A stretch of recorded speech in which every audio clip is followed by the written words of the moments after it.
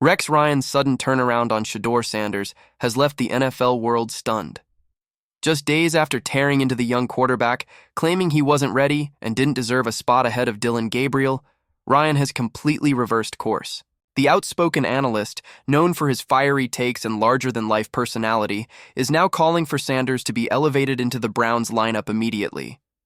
After weeks of criticism and speculation, Ryan has gone from doubting Sanders to defending him, insisting that the Browns made a major mistake by not positioning him as the backup quarterback instead of Joe Flacco.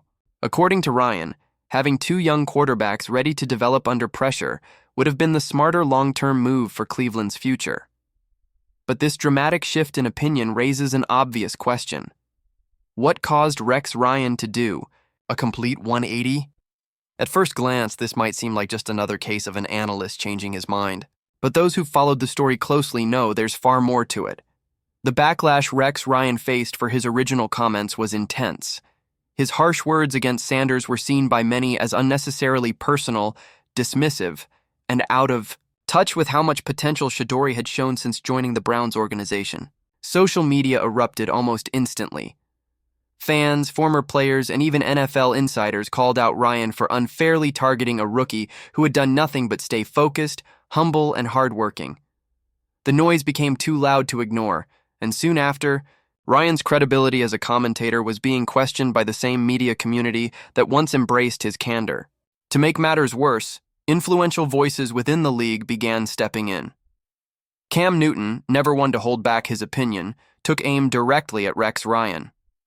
Newton criticized the circus atmosphere surrounding Cleveland, arguing that players like Shadore Sanders were being unfairly ridiculed for trivial reasons. He pointed out the hypocrisy in how confidence is celebrated in some players, but demonized in others.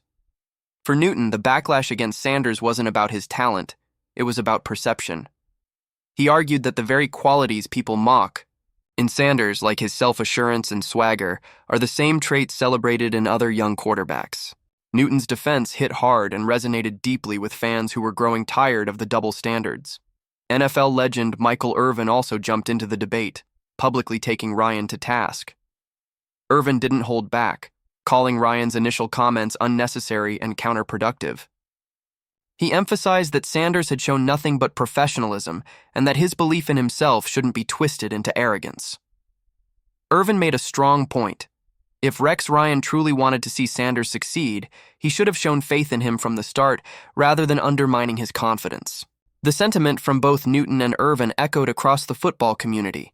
Shadore Sanders deserved respect, not ridicule. Inside the Browns organization, the response was equally firm. Head coach Kevin Stefanski addressed the situation directly, rejecting the narratives being pushed by outside voices. He clarified that Sanders had been nothing short of exemplary in his preparation and commitment. Stefanski stressed that the young quarterback had done everything the coaching staff had asked, from running detailed red zone drills to leading developmental reps with precision and focus. Those close to the team confirmed that Sanders' work ethic had impressed coaches and teammates alike.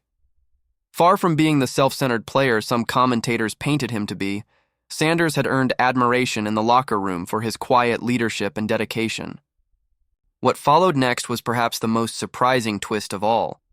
Reports began surfacing that Rex Ryan's remarks had drawn attention not just from fans or players, but from the NFL's top brass. According to insiders, league executives, and even several team owners were concerned about the tone and implications of Ryan's comments. His criticism of a rising young quarterback, especially one who hadn't said or done anything controversial, struck many as unfair and damaging to the league's image. It didn't take long before whispers spread that NFL Commissioner Roger Goodell himself had taken notice. Some insiders even suggested that Ryan's job within the broadcasting network was in jeopardy if he didn't walk back his statements. That growing pressure became impossible to ignore. In a matter of days, Ryan's tone shifted dramatically. Suddenly, the same analyst who had questioned Shadore Sanders' readiness was singing his praises on air. He began emphasizing Sanders' natural talent, leadership potential, and the importance of giving young players real opportunities to develop. What once sounded like criticism turned into glowing endorsement. Ryan argued that the Browns' future depended on finding out what they truly had in their young quarterbacks, especially Sanders, whose potential, he now claimed, was too great to waste on the bench. It was a classic case of damage control. By repositioning himself as an advocate for Shedeur, Ryan was not only protecting his professional standing, but also trying to repair his public image. The backlash had clearly shaken him, and it was no longer about football. It was about survival in a media landscape that moves fast and punishes missteps even faster. His newfound support for Sanders wasn't just an opinion change, it was a calculated attempt to align himself with the public sentiment that had overwhelmingly sided with the young quarterback. Behind the scenes, mediation efforts were already underway to prevent the controversy from spiraling further. The league couldn't afford another public feud between a commentator and a player, especially one involving a young prospect like Sanders. Those close to the situation said that league representatives worked quietly to de-escalate the tension, urging both sides to move on before it became an even bigger distraction. Still, the damage had been done.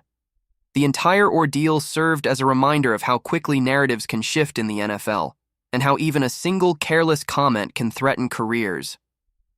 Rex Ryan's reversal wasn't just about saving face, it revealed a larger truth about how influence and perception operate in professional sports. The NFL is as much about storylines as it is about statistics.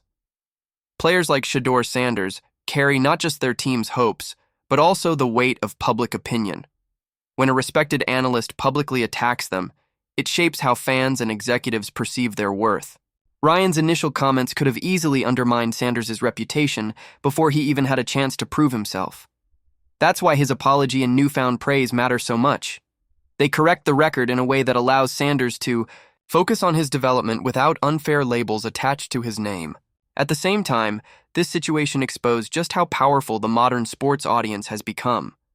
Social media platforms, podcasts, and independent journalists amplified every word, dissecting Ryan's criticism and demanding accountability. The days when analysts could make sweeping generalizations without consequence are long gone. Today's fans expect fairness, accuracy, and respect for athletes who are still building their careers. When that line is crossed, the backlash is immediate. And in this case, it forced one of football's most outspoken personalities to backtrack publicly.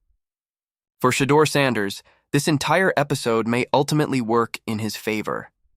The controversy has only increased his visibility and strengthened public support for his rise. He's now seen not only as a talented player, but as someone unfairly targeted and resilient enough to weather media storms. His quiet professionalism through it all has earned him even more respect from fans.